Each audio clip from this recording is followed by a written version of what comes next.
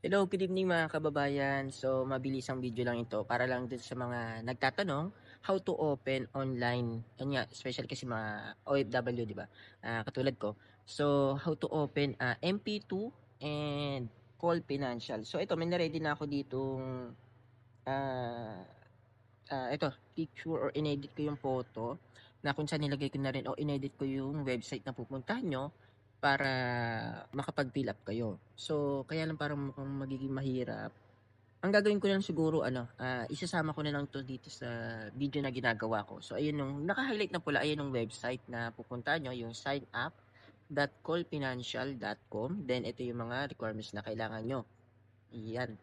And yan, tapos sa MP2 naman, so ito rin yung sa MP2. Yan din, highlight ko lang rin yung website na kailangan niyo puntahan, tapos magpi-fill up lang kayo ng details niyo ng